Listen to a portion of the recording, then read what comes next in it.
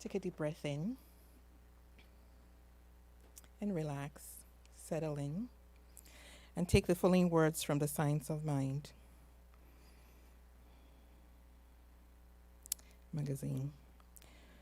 The limitation to a more powerful life is hidden in the limited thoughts of our subconscious mind. It is all the little ways that we have settled for less than or good enough.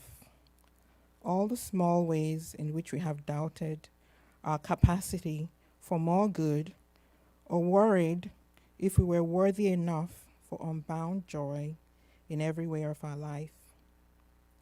The path to a powerful life lies in understanding the power you have in your consciousness to create a powerful life.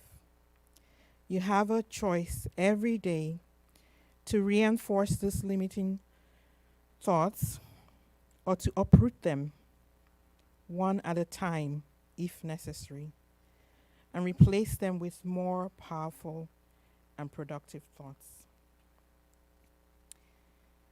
The affirmation for today is I open myself up to more and more good by allowing the law of mind to fulfill my highest and best in new and creative ways. So I'll just invite you to go within.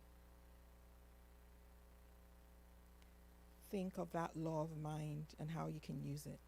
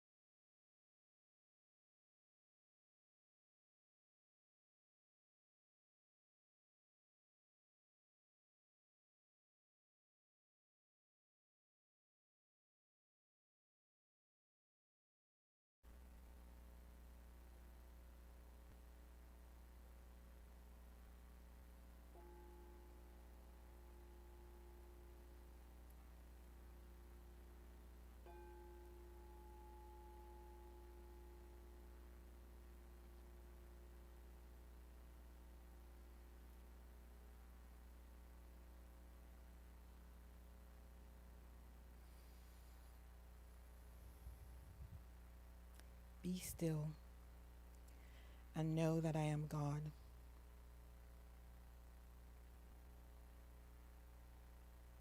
In this moment, I stand in all eternity and the infinite possibilities that is God. I know that the power that flows in me is the fullness of God and the power of God, which is love. I know that that love is here present. That love is a mighty love. It is a love that creates. It is a love that is abundant in all things and in all creation. It is powerful. It is gracious. It is kind. It is generous. It is all good. And I am one with that. And as I know that this is the truth of my very being, I know that this is the truth of everyone here and everyone who hears me. That mighty power flows through each and every one of us. That is the power that reveals everything that's true. That is the power that heals. That is the power that lives in and through each and every one of us. And I know that that mighty power is at work today, and it has brought us together to this day, to this moment. As I speak my word, I know that my word goes forth into being, creating wonderful things in our lives. And I know that the words of Jody and Mary come from the highest realm of divine love,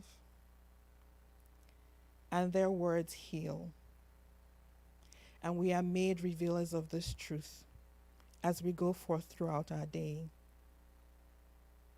I give thanks for this knowing, and I also know that the songs and the words, the lyrics from the songs from Sylvia and Victoria comes from this generous, giving love.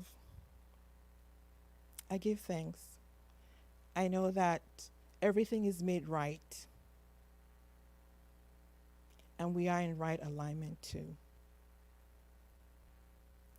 I declare this day perfect, for I know that God is at work. I give thanks for this knowing. I know that we are blessed, and as we go forth as those revealers of the truth, we are blessed. I give thanks. I let my words go into the law of good, revealing only good and calling forth good into being. I declare it so, and so it is.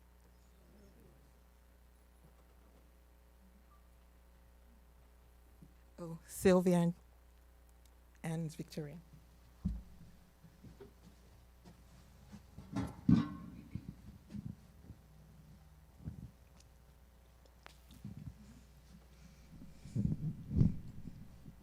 Hello, everyone. You ready? Goodbye, everyone. It was great. You ready? Yeah, I'd be ready.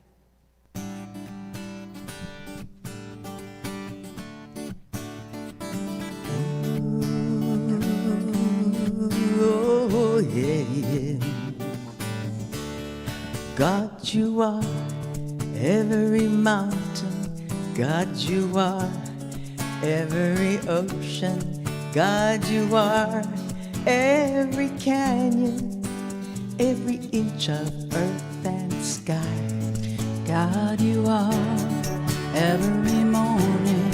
God, you are every midnight. God, you are every moment, every second of my life. Everything I see, everything I do, everything I am is you. Everything above, everything below, everything I know is you.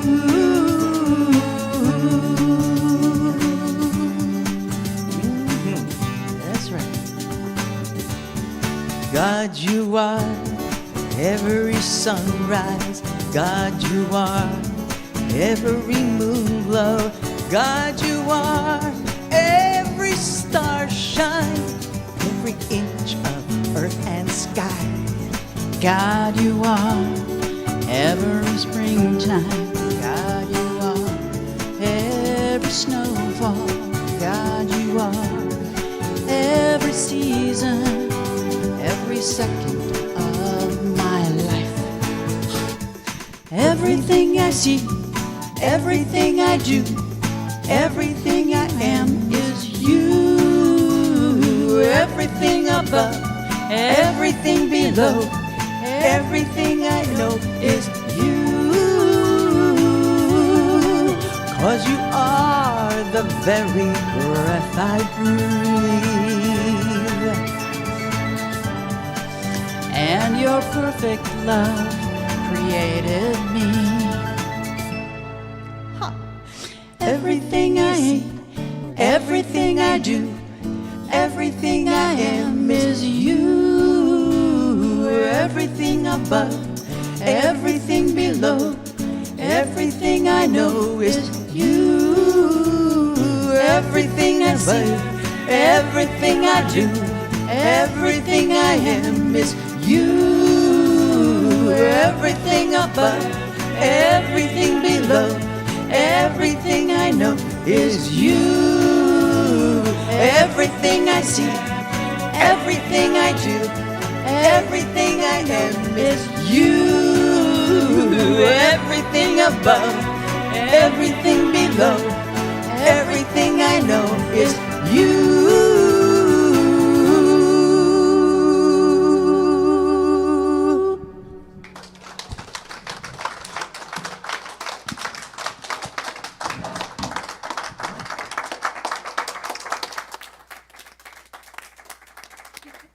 Wow. Well, we had a little tear in the back room there. That was really great. Thank you so much. Oh, no, we need more Kleenex here. One time that I don't have a lot. No, it's okay. Okay. So, Practitioner Sundays always, I say this all the time, but I have to say it all the time anyway.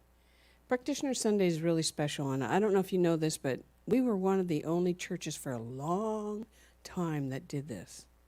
And I've always felt that my practitioners not only support me, but they support the community, and they are so deep into their practice that there's just so much wisdom within them that I feel like it's so important that you get to know who they are. So today we have two really incredible people, in addition to Sophia and who else? Sylvia and here today, and I am positive they will enlighten you and bring forth something that is important to you. So let's give them a great welcome.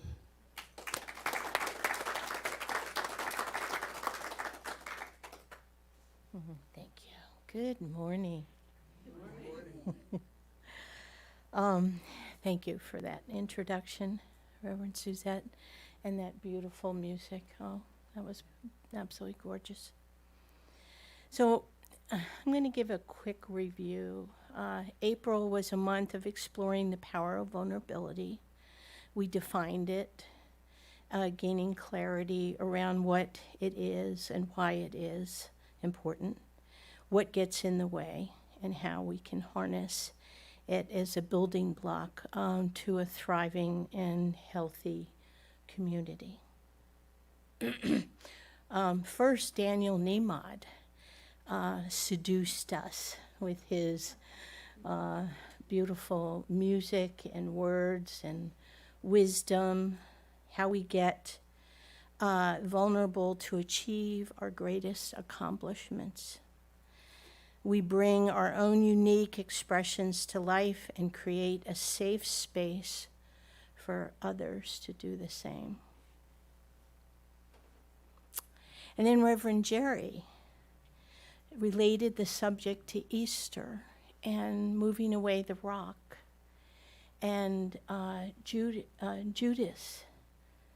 He said, always seeking, what is the stone that is blocking our newness and our greater good? We got to explore the power of learning, leaning into discomfort to see what is possible on the other side. Then Reverend Suzette talked about letting go and letting in, that vulnerability equals healing. It's not a bad word. It gets us to look inside and opens us to love, to joy, sadness, heartbreak, and all the things in between, creating and expanding a space to grow. And then last week, Reverend Natasha shared some of our greatest desires and greatest challenges in wanting to be seen and be seen. She talked about the risks and the courage that it takes to be vulnerable. Told us a powerful story about two athletes in the 1968 Olympics that stood up and raised a fist in bringing attention to the campaign for human rights, and how much and they ended up having their medals taken away, and then that story. And I really, if you don't already know, you can go back and watch these on Facebook and on the website and on YouTube. So I really do highly recommend that you can go back if you missed them, because they were powerful presentations. Today we will explore the power of possibility that vulnerability brings. Is this where I should put Your quote. Okay. Not only for our own lives, but for our communities in the world. Embracing and not avoiding vulnerability becomes a catalyst for connection, expansion, evolution. It is through this that we begin to see the possibility for a radical cultural shift that prioritizes authenticity, connection, and belonging. Collectively living out loud. The CSL Global Vision states, we envision all people, all beings, and all life as an expression of God. We see a world in which every person lives in alignment with their highest spiritual principle, emphasizing unity with God, connection with each other, and a world in which individually and collectively we are called to a higher state of consciousness and action. And so today I'm going to share with you a personal story that is a very poignant demonstration of the value of vulnerability in my personal life. And in 2007, I found myself in a relationship. I fell into a relationship that ended very badly.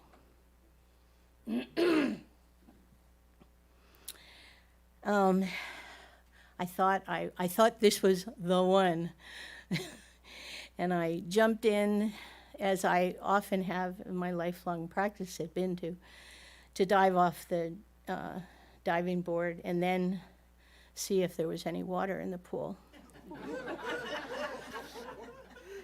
Yeah.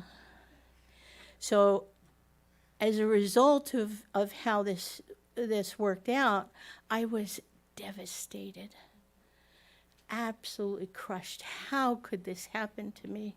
I had already done so much forgiveness work and healing work, and I'd been going to a Science of Mind church for quite a few years, and I'd done a lot of healing. I thought, wow, I thought I was going into the opportunity to be in a healthy relationship. And that's not what happened. And as I was going through this devastation, I think of it as metaphorically, I was broken open. And some childhood memories came up that I didn't know were there. And as a result of this, I saw that they were there, and I was like, oh, I know what to do with this. Now, it took several years, and it was very painful. I wouldn't want to have to go through that again. But as a result, after staying with it, I had some very wise people said, don't ignore it, and don't be afraid of it. And as I was thinking about this story, I remembered that Reverend Sherry in our practitioner class gave us a handout of the coffee filter metaphor. And at the time, I didn't really get it. It didn't have meaning to me, but for some reason, it just really clicked this week. So, you've got a standalone coffee, the filter, the coffee pot, and the water goes through. The water is a metaphor for our thoughts. The coffee is a metaphor for the creative medium, our soul.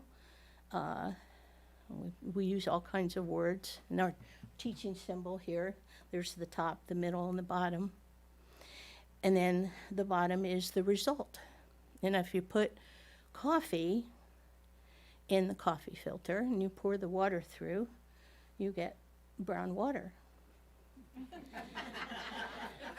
And that's not necessarily bad. If you wanted coffee, that was the right thought that was the right substance to put in there. If you want tea, then you clean out the coffee and you have. So that's the thoughts. Our thoughts, our beliefs are that middle portion. So I get to choose what I put in there. But it's not always that simple. So in my example, the thoughts that were coloring my experiences, the form, were colored by beliefs that I wasn't good enough, people didn't care about me, blah, blah, blah, blah, blah, blah, blah. All sorts of false beliefs had been creating my life unbeknownst to me. It was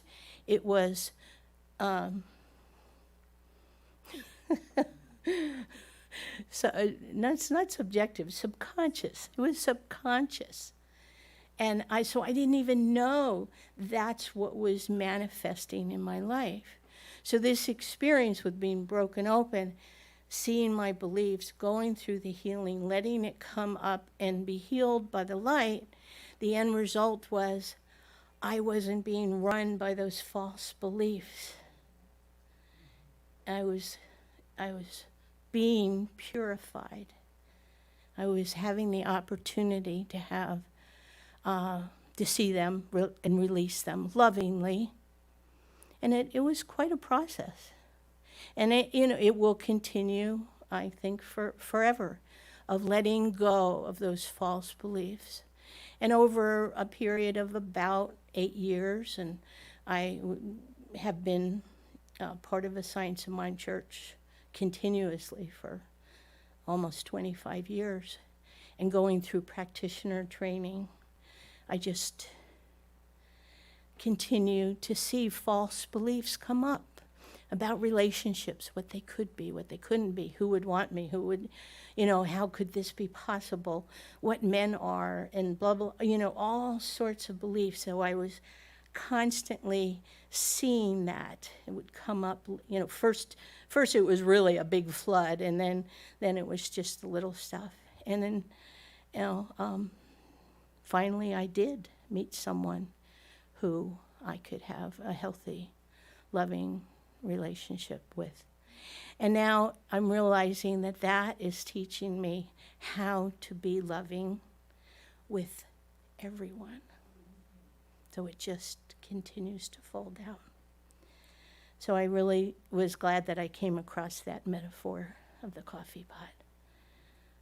The thoughts going through, the beliefs coming into form, that simplicity of what we teach. Had I not been chosen to be vulnerable, I wouldn't have received the benefits that came from that. And A Course in Miracles says, it is my vulnerability that makes me invulnerable, because I trust myself that no matter what happens, I can't control what other people are doing, but I know that I have the strength and the wisdom within me to deal with anything. And it doesn't mean that what happened was okay, but I do look back on it and see, it was a blessing. So that's enough out of me. Thank you so thank you so much for your attention. And now I'm going to pass it on to Mary Lawrence.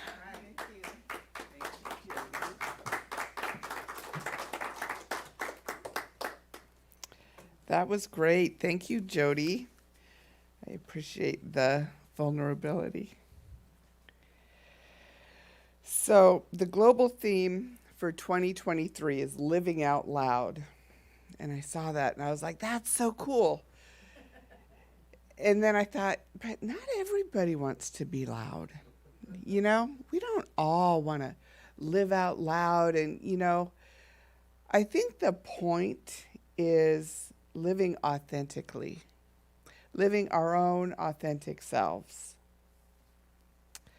And so that's what I want to talk about today, is living authentically and how being vulnerable brings us into our power. So I'm going to start from the beginning.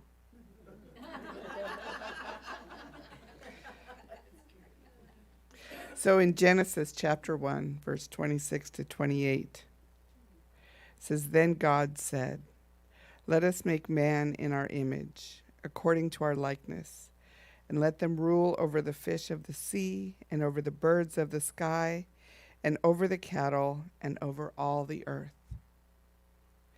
And as I was looking at this, I thought, I think Michelangelo is responsible for our idea that God is some white-haired, bearded dude in the sky, meting out rewards and punishment.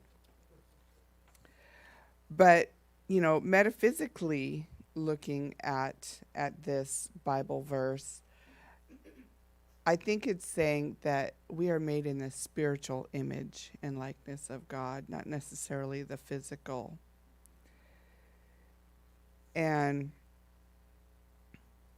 it means that we are part of the Spirit, and that we have been given dominion and power over our own lives.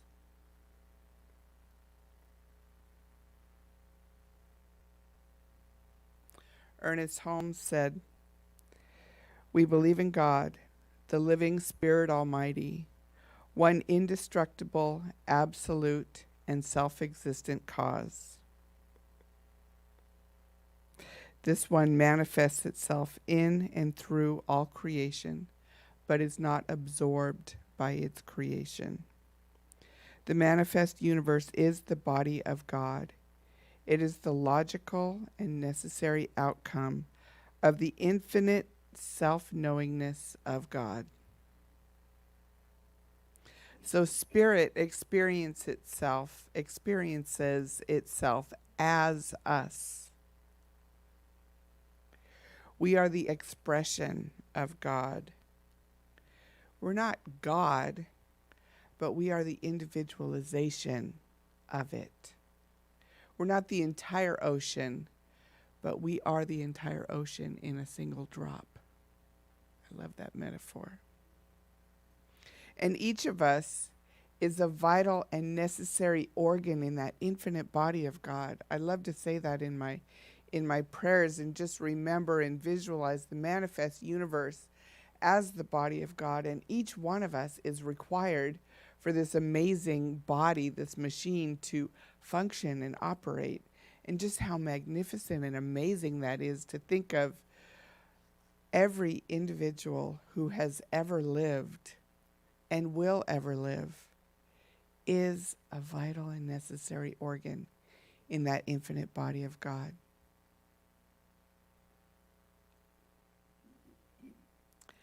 And Eckhart Tolle says, you are not in the universe.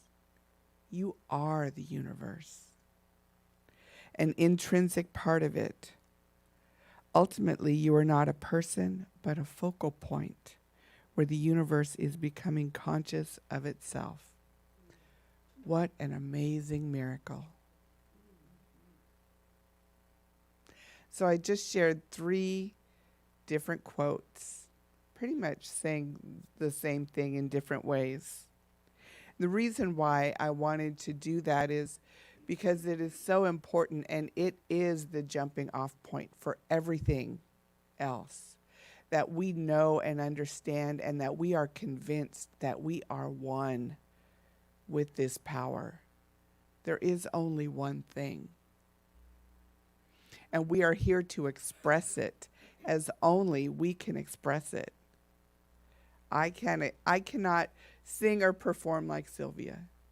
I cannot do the technology like Martin. I can't do, the ministering like Reverend Suzette. But each one of us can do whatever it is, whatever is ours to do authentically. And if we don't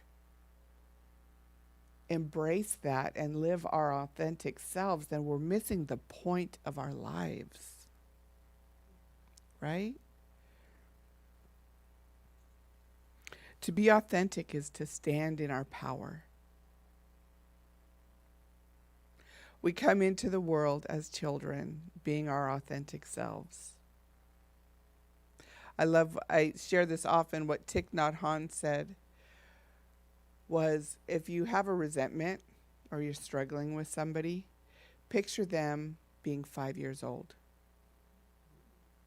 That innocence, the authenticity, just that joy of a 5-year-old. And it sort of takes the sting out of whatever is happening now with that person, whatever is causing that sort of tension or resentment with that person. But to see them as 5 years old and to be able to love that 5-year-old. So we go through our lives. We learn where it's safe to be vulnerable, where it's safe to be authentic, just how much we can put ourselves out there. We sort of gauge, right? And so we learn where it is we can be safe, how vulnerable we can be. And so we go along like that. And then as we grow, it's as if we have to unlearn how to be our authentic selves. Right? We have to unlearn that we have to learn that it's not acceptable or appropriate for us to get up in the middle of a business meeting and start singing out, or, in the middle of school, or, whatever it is, what a small child might do. But we sort of learn what the boundaries are. And then, as adults, we spend our adult lives trying to get back to that child authenticity, right? We try to recapture that essence of ourselves as children. And I can say, I was like asking myself, doing visioning or whatever I was doing, and I was like, so what am I passionate about? What do I just love to do? And when I was in 6th grade, I made the varsity middle school volleyball team. I was the youngest player, so I thought I was kind of hot stuff, and I loved playing volleyball. And then I went in a different direction, and I was a cheerleader. So I did that for a few years, and I kind of abandoned volleyball. And I love cheerleading. I love to dance. I love to whatever. But I just have this really deep love of volleyball. And I think I had always thought, someday I'll go play volleyball, and as time goes on, I'm like, well, I don't know, where am I going to play volleyball, and I found a beginner skills class, and it was beach volleyball. And I don't love beach volleyball. I like to play in the gym. But I found a beginner skills class, so I could walk in as a beginner, even though I think I'm kind of hot stuff, you know. And so I started taking this class, and I did it for a few months, and you know, my ego was really stroked because the teacher's like, I can't believe you haven't played in 40 years, you know. And I'm like, yeah, I know, you know.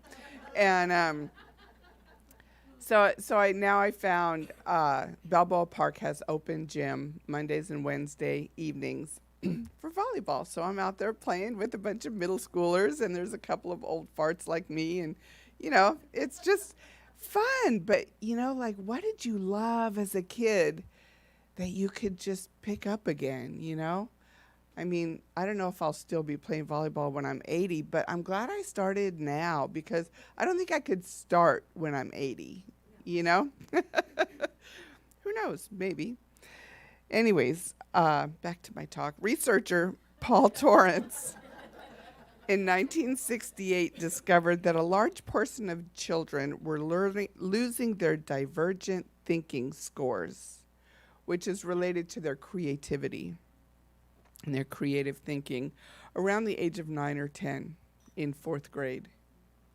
And I was thinking as I was writing this, I remembered that statistic, so I looked up all the details about it, and I thought, you know, they say that children are learning to read from K through 3rd grade, and then they're reading to learn from 4th grade on. So isn't that an interesting coincidence that by the time they're learning to read, they're proficient, or, you know, typically proficient in reading is when that sort of creative piece falls off. These studies have been repeated around the world in many different cultures, and they found similar patterns. This is the age when children learn those social norms, what the expectations are, what's appropriate, what's not appropriate. And they learn that in order to feel safe, they need to fit in, right? So many of us in our midlife and beyond, whatever chapter of life we're in, you know, we just don't care what people think so much about us anymore, right? It's like, I just don't care if my clothes don't match, or my socks are wrong, or, you know, somebody doesn't like me. But as kids, we feel like we need to fit in to be safe. So if we mature and grow, we'll learn to be safe, and that it is safe to be vulnerable. But we will discern when, where, and how vulnerable we choose to become. So this is the vulnerability hierarchy by Lisa Oliveira. She's an MFT in Oakland, California. So we start out with ourselves, being vulnerable and sort of honest with ourselves. And then we can become vulnerable with a trusted person. And then maybe a few trusted people. And then we go within our personal community, sort of our small community, such as this. And then we go to the wider community, and then out into the world. So this is sort of the progression of vulnerability, and how, you know, when you start, like when you do the work that Jody was talking about, and you start doing the inner work, like taking classes here and seeing a practitioner or seeing a therapist or whatever, you start doing that work, you start to become vulnerable within yourself. You can be honest with yourself about who you are, what you think, what you feel, what you believe. And as you do that, it makes it easier to take the next step and be vulnerable with somebody else. I remember one of my teachers, one of my dearest, closest friends, who I'm actually going to see today in LA, but it was before I got married. And I remember my husband said, he's like, I have some fear about getting married. I said, well, if you don't want to get married, then maybe we should just call it off, you know, that kind of thing. And He's like, no, I'm just saying I have some fear about it, And I was like, well, work through it or whatever I said, deal with it. And then right before we got the wedding, I called my friend, this friend. I was like, oh my God, I'm scared. She said, well, let's talk about it. And she said, so what are you afraid of? I'm like, well, I'm afraid it won't work out. This was my second marriage. My first one didn't work out. She says, okay, well, if it doesn't work out, then what are you afraid of? I'm like, well, I'm afraid that our friends will take his side over my side, and okay, if that happens, then what? So we kind of distilled it down. And when we got to the bottom of it, like, I'm afraid people won't like me, and that was the first time I remember being that vulnerable with somebody. And it was such a freedom. And look, now I'm sharing it with a small group, right? So as you thank you. I like you too.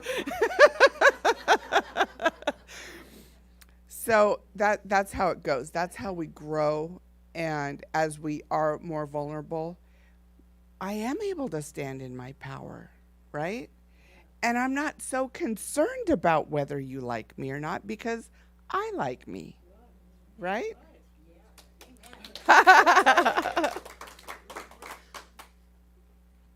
So we do have to discern when it is appropriate and when it is safe to be vulnerable. And we do not pet dogs that bite. We love dogs, obviously. This church loves dogs, but we don't pet dogs that bite. So that, there's a wisdom in, as we mature and as we grow and we allow ourselves to be vulnerable, there is a wisdom that also goes along with that we don't have to put ourselves in situations or positions where we're going to be hurt. And we don't have to be vulnerable all the time with everyone, And we start to experience life more as we're meant to experience it. And we put ourselves out there. And I tell you, every time I go to the gym for open volleyball, I'm nervous. I'm afraid to walk in by myself and say, hey, can I jump in? I'm getting a little bit more comfortable, and they recognize me and I recognize them. But it's still a leap. Every time I do it, it's a leap. And I change my clothes after work and just start heading in that direction. And don't overthink it. So let's just take a moment right now. Just take a deep breath in and close your eyes if you're comfortable. And just think of something. Is there any place that you're holding on to something that makes you feel vulnerable?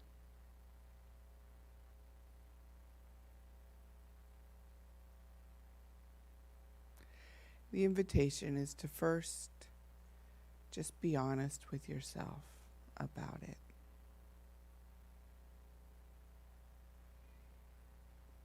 And just give yourself either a literal or a figurative embrace.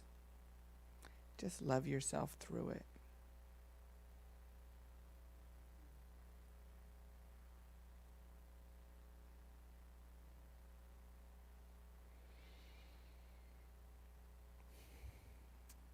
So the invitation this week is for you to find where you are on the vulnerability hierarchy with that thing and take it to the next level. If it's within yourself, do some more meditation and prayer. Or take it to the next level and share it with a trusted friend, a minister, a practitioner, a stranger on the bus if you're more comfortable. And if you've already done that, then maybe you take it to a group level. Share it in a class.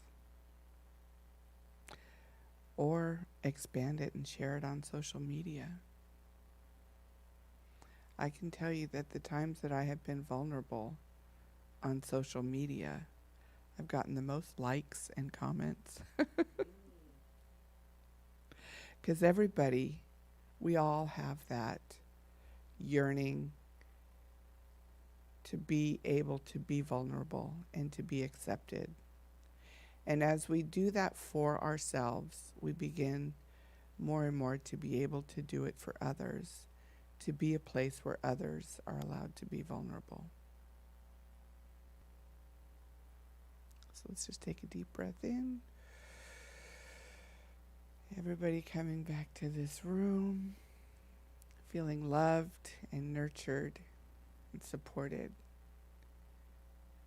And I just feel like saying, wherever you are on your spiritual path, you are welcome here.